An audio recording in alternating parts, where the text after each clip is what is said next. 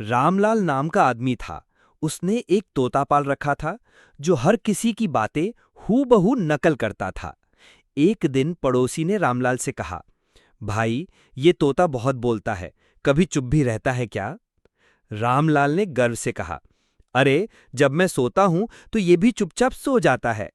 इतना सुनते ही तोता जोर से बोला, झूठ, ये तो खर्राटे मारता है, मैं कहाँ सो पाता हूं। पड़ोसी हंस हंस कर लोटपोट हो गया और रामलाल शर्म से लाल हो गया।